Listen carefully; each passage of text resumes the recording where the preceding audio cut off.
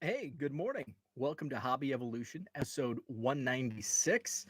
Happy Friday. Maybe if I'm lucky, I'll find some top series one in the wild. How crazy is that to say? Maybe if I'm lucky, I'll find Topps flagship at Target or Walmart. What's up, Dan? Good morning. Matt, what's up? Good morning. No work for Matt. Lucky you. Um, so I received one of my shipping notifications from Topps, my order from Target. I got 3 blasters from Target online. Shipping notification yesterday says it's going to be delivered Sunday, so we'll see. That would be awesome.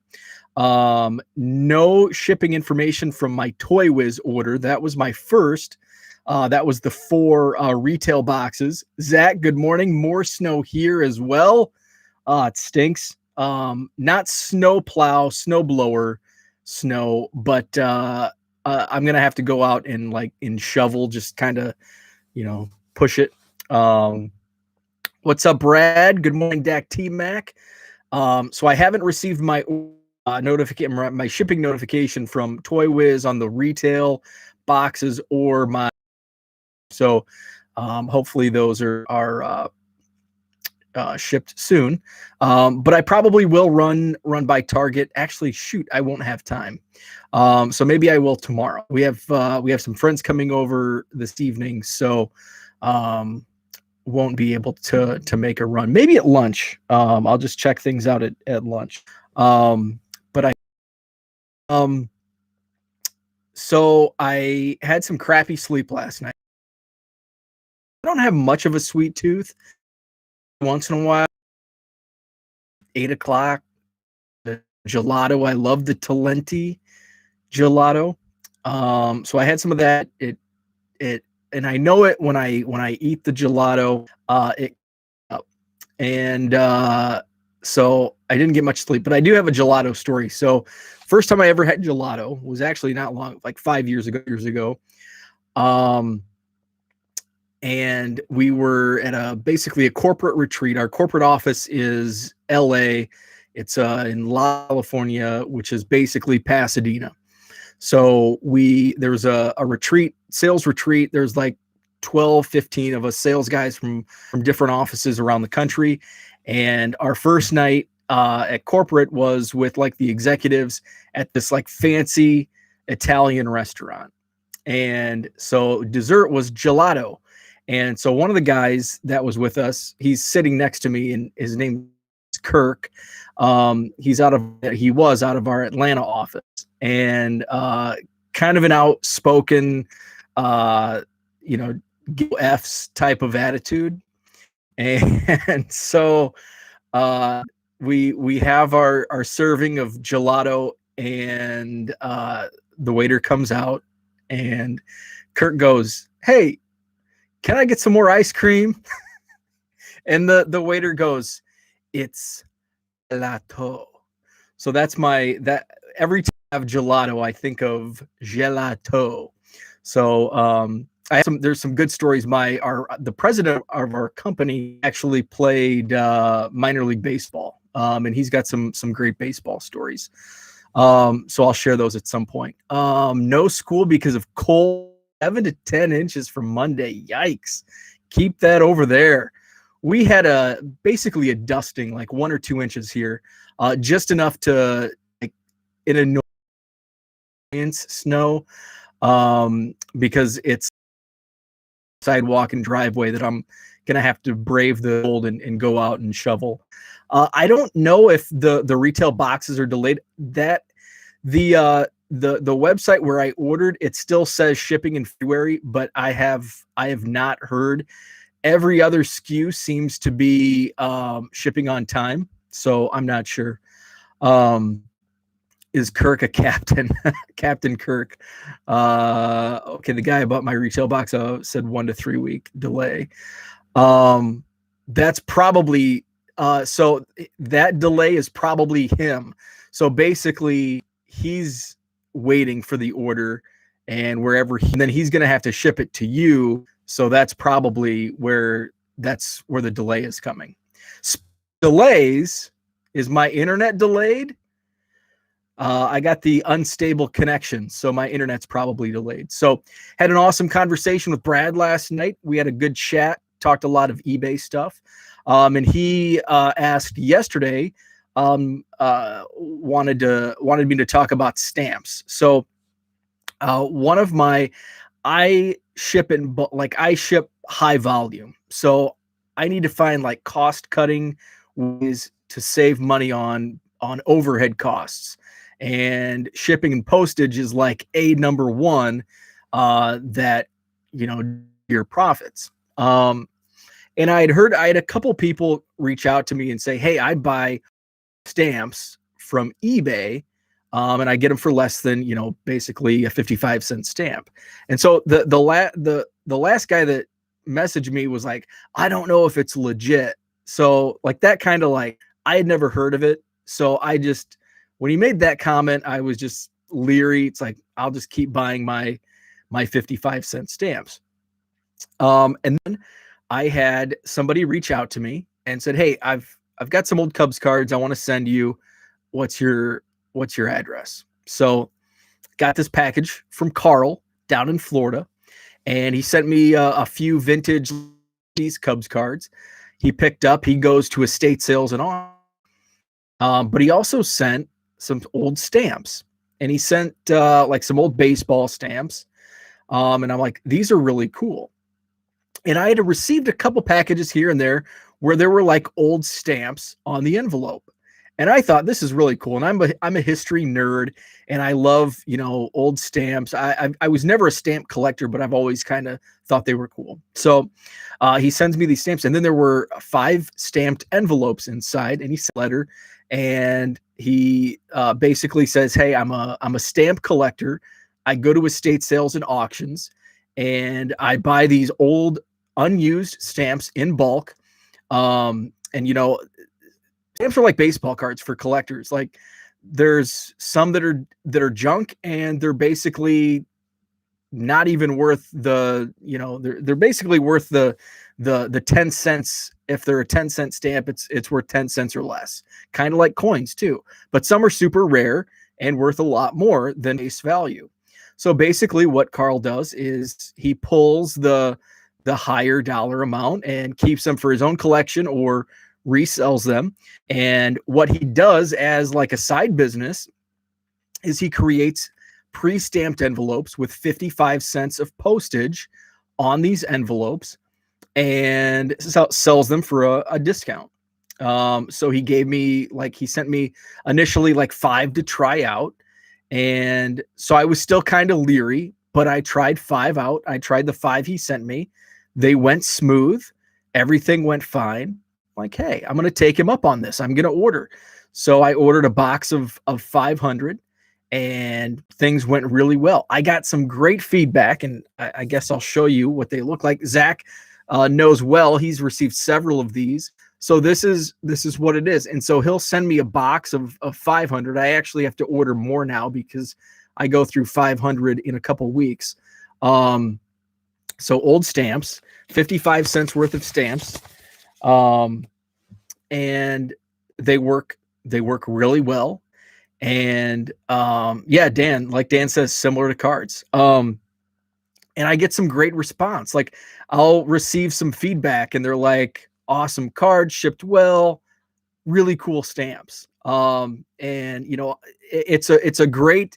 So I had a professor in business school, in sales, and he's number one for him in sales is differentiate yourself. And this is a great differentiator because when I received, if I received this in the mail, I'm like doing a once over. I'm looking at, oh, this is cool, Nebraska, Murrow, old stamps. This is pretty cool. When I received just a stamp with a 55-cent American flag, it's just because but these old vintage stamps, something unique. It's definitely a differentiator. He's it. So he or you know, just rip the seal off, boom, put my stamp on the label to where it's going. Works perfect. Get those 38 cents. So I'm saving essentially 20 cents per envelope, because when I buy in bulk at Costco, I'm paying 2.5 cents per envelope. Plus a 55-cent stamp, you're basically at 58 cents. These shipped 500 for an average of 38 cents per stamped envelope. When I'm going through, I probably go through 1,000 a month. That's a huge savings. That's $200 a month in savings that you can just, cut that fat off. That's a huge saving when you're moving these in volume. So I would, instead of like reaching out every week and say, hey, can you send me another box? Now I'm, how many can you stuff in a large flat rate box? And so now it's like 700 to 800 in a flat rate box. So I can get about a month, 3 weeks to a month out of these boxes. Carl's my stamp guy. I did a write-up and it has his information. I've turned several people on to him. So I'll post the link to my article about Carl. Was that Lance Dixon? I think that was Lance from 91 Tops. I'm going to go through and just confirm. But if it was Lance Dixon, I really don't have any stories about Lance Dixon. I've never met him. He's never been back. It was Future Stars from 91 Tops. So the only story I really have about Lance Dixon, he was a top prospect in the early 90s. And they the Cubs fast tracked him to the big leagues, and he basically zipped right through. And I'll have to look up, because I think he was drafted in 1990. He made his debut at the September of 1990. So he did reach the Chicago Cubs. It was 1990. So he was drafted in June 1990 by the Cubs. He was the first rounder, 23rd overall. He was actually drafted by the Astros out of high school in 1987, went to the University of Arizona. So he was drafted in June, and he made his debut on August 9th. So, and that's pretty rare. Like, you don't see guys making their debut 2 months later anymore. So this was 1990. And he really struggled. He started 3 games the end of the 90 season, went 0-3, 7.24 ERA, pitched 13 and 2/3 innings, gave up 20 hits, 11 earned runs, struck out 4, walked 4. So he really struggled, and he never made it back. Drafted in June of 90, made his debut in August 4th of 90, 3 starts. That was his career. Never played Major League Baseball again. But I've never met him. He's never been to the Cubs convention. I'm pretty sure he's a good TTM signer. I think he does sign TTM. Prospects, man. Sometimes they turn to gold, and sometimes they crash and never see the big leagues again. But that's the fun of prospecting, and I love it. I love this last night about Bowman and the prospects, and have a love for there goes my internet again. I have a love for minor league baseball, and I think that's because my love of minor league baseball. I grew up in a small Midwestern town. I was 2.5 hours from Chicago. Only went going to Chicago was like a special occasion. Like, in my childhood, I probably went to Chicago maybe 3 times growing up. Not until I was an adult did I make frequent trips. My parents were country. They were very uncomfortable in city settings. I have some story. We went on vacation to Kansas City, and it was, oh my goodness, it was a nightmare vacation. But so we didn't do we didn't start taking vacations until like I was in junior high. And we would do like, it was kind of like small, we would stay at like, because my parents grew up in like the age of Route 66, where family vacations were pack up the family truckster and drive and stay in like roadside motel. So that's what I did. Our vacations were like within driving distance in the Midwest, and we stayed in roadside motels, but they were fun. And I think that's probably my attraction to like traveling, and because I hate flying. I didn't take my first flight until I was in my probably 25. So yeah, so I didn't get to Cubs games, didn't attend Wrigley Field, didn't see Wrigley Field until I was like 22. So I just never made it to the city. So I'm going off on a tangent. So the point of the story was my love for baseball. So since I never went to like big league games and I was far away from any city with a major league team, we would go to minor league baseball, and I lived about 30 minutes. Dan, it's funny you mentioned that Indiana Beach. No, I never went, but that is where my mom and her family beach. They would pack up the in the late 60s and early 70s, and they would go to Indiana Beach. That's funny that you mentioned that, because that was the vacations that my mom's family took. Yeah. Herman, that's like I'd be in the back of the car, and I'd be reading Sports Illustrated and my magazines, and I was the only I have brothers,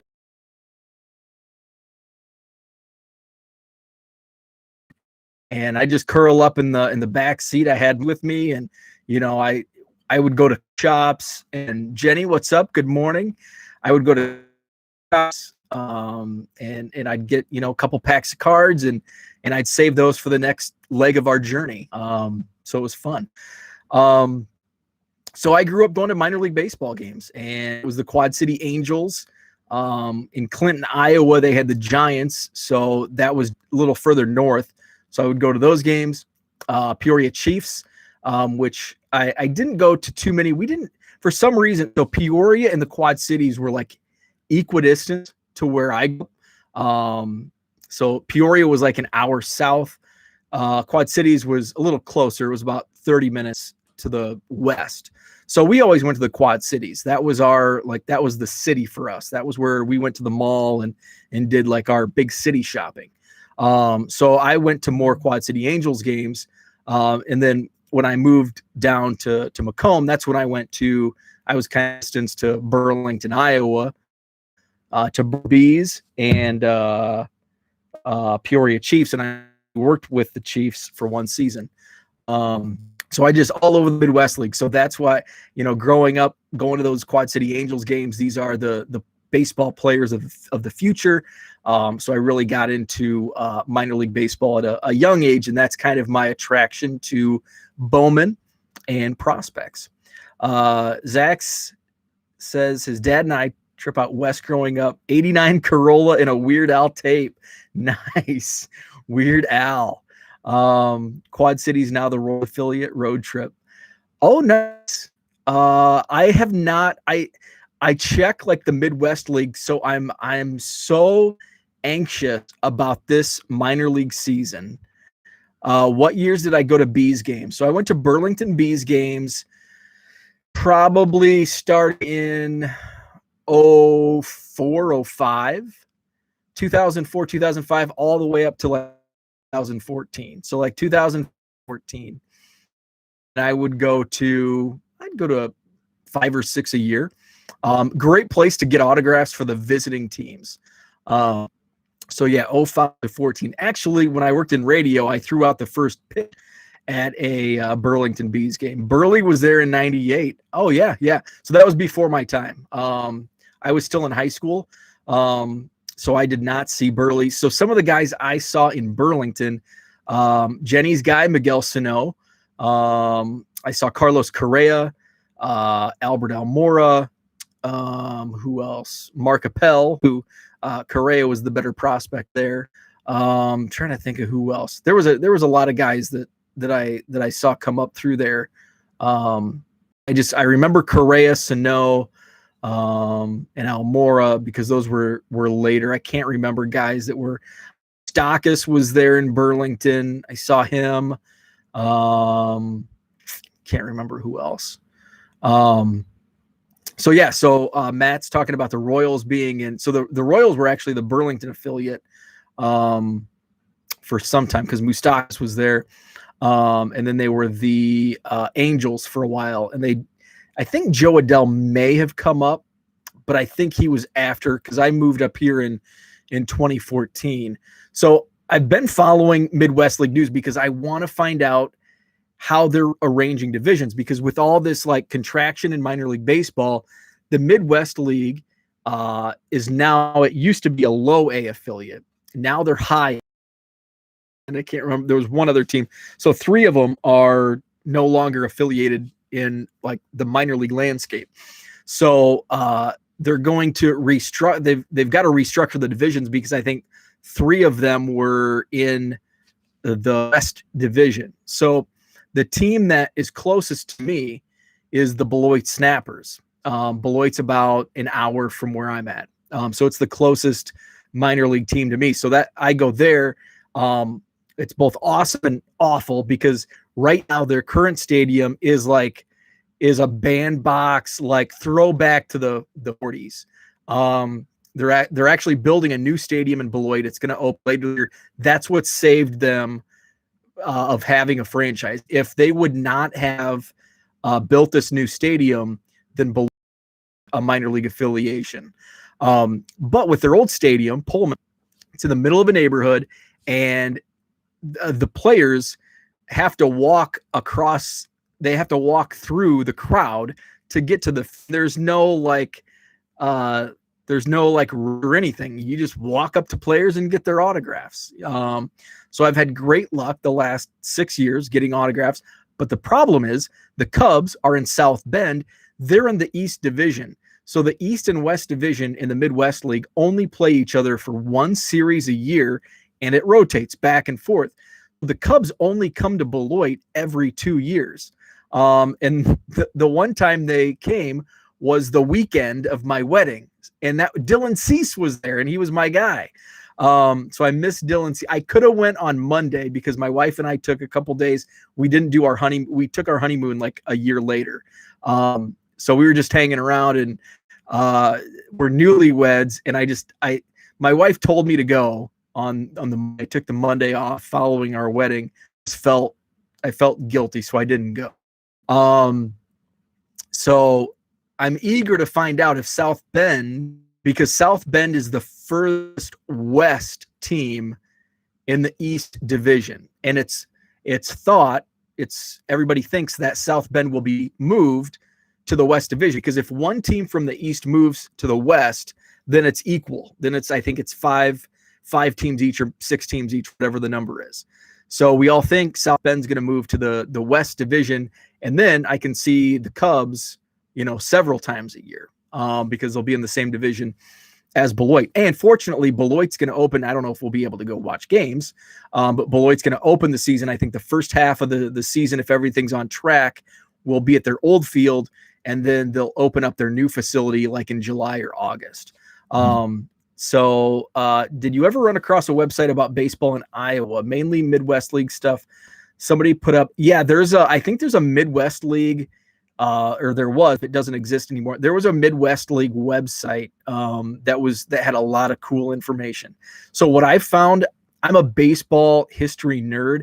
I actually created a database of all minor league Cubs players from first teams in 1922.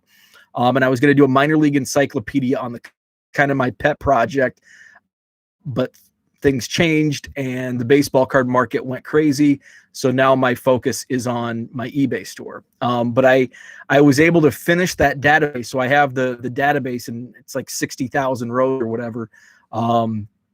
And I have a newspapers.com description because I'll go back and I'll read articles on, minor league ball in the 20s and 30s. I'm a huge history nerd on that baseball. Any minor league teams in Wisconsin? Yeah, Beloit and Appleton, like Zach mentioned. The Timber Rattlers. There used to be, I think they had the Kenosha Twins at one time. They're long gone. They were the Wausau Timbers back when I was growing up. What else? There used to be several teams up here. I think Lacrosse may have had a team. I know they did a long time ago. And if you go back in history, there was a ton. But in recent memory, there were a few in the Midwest League. Yeah, A-Rod and Ortiz both played.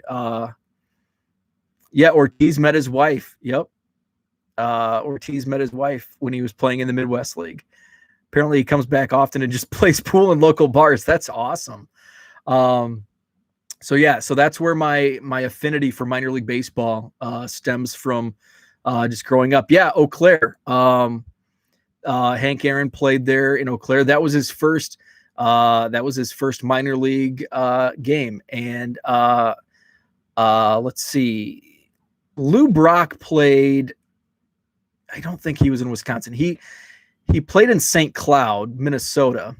I don't think he played in any of them in the Wisconsin. Janesville, which is just south of me. Janesville had a minor league team back in like the 50s. They were a Cubs affiliate, the Janesville Cubs. Madison here in Wisconsin, we had a Midwest League team in the 80s up until like 94, I think was their final season. They were a Cardinals affiliate in 94.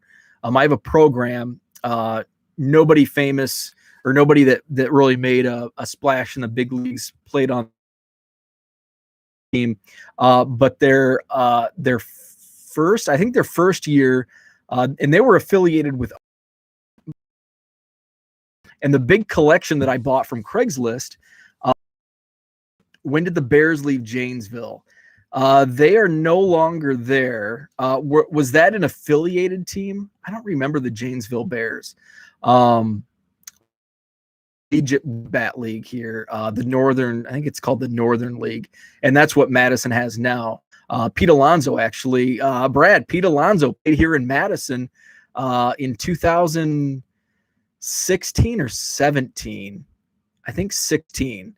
Pete Alonso played for the Madison. The Madison. It's not. I keep thinking Muskies because my brain's on the Midwest League. Mallards, the Madison Mallards. I don't think they've only produced card sets a couple different years, and I don't think they produced a set when he was here. And Nico Horner actually played here as well in 18. I probably watched him. I've been to a few games. Don't get there much, but they didn't produce a set for his year either. But Jose Canseco played here 83. His first scheduled game was rained out, and I had in the Craigslist collection that I bought, there were 2 unused tickets because the game was canceled to that first game, which would have been Jose Canseco's first minor league game. And I had 2 tickets that were in the side of a box that I happened to pull out. And just because I'm a nerd on minor league baseball, I looked it up. That Canseco is here in 83. And oh, wow. So I had to reach out to the Jose Canseco collector himself, Tanner, who, by the way, I will be showing off a mail day from Tanner. I made a purchase from Tanner yesterday. Tan Man baseball fan, Tanner Jones, the Canseco super collector. So I reached out to Tanner and I'm like, hey, I found these. What do you think the value is? And he's like, oh man, that's, a collector could do $100 per ticket. But they might only sell for 10. But I would be happy with 10. So I put them up for $50 each. And I had I think my first offer came along. The guy wanted both of them and he offered me $35 a piece. And I was more than happy to accept that. So just some random tickets that were hidden in a box, sold for $35 each. Bears just practiced there. I think it was, okay, you're thinking, okay, you're talking Chicago Bears, the football team. Yeah, they practiced in Platteville, Wisconsin, which is about 45 minutes west of here, west of Madison. And I actually, funny you mentioned that, because that's also where our first family vacations were, to Platteville. We would drive up. We would stay in Galena, Illinois, which is like it's kind of like a quaint little town. Uh, like uh, like it's a place where I want to say this without being offensive. It's where like moms go. It's like where moms go to retreat, and do their manicures and pedicures and shop for antiques. And so that was, since we were going to football practices, that was my mom's treat. We would stop in Galena so she could go to antique shops, on our way to watch. My dad and I would get football. My mom got her Galena coffee shops and antique stores. And we would stay, I think it was called the Triangle Motel. It was on the north edge of Galena. And then we would drive up into Platteville. There was the Dickeyville Grotto, the Big M outside of Platteville. So yeah, that was like our first family vacation was up to southern Wisconsin. Field of Dreams was in over in Iowa, not Galena, pretty close to Galena. It is in Iowa. It is called Dyersville, Iowa is where the Field of Dreams is located. Although they may have done some, because Galena's pretty close. They may have done some filming in Galena. I'm going to look that up. That's interesting, because the Moonlight Graham scenes, that could be. That very well could be, because Galena and Dyersville are very close. So the actual field is in Dyersville, which is in like northeast Iowa. Galena is like on the northwest tip of Illinois. So I bet you're right, because it's a quaint little. Is it heaven? No, it's Iowa. It's a quaint little town. So I went really long today. Holy cow, it's 7:52. I've got to go. Brad is going to run late. I'm sorry. Thanks for tuning in. Have a great Friday, and I'll see you tomorrow.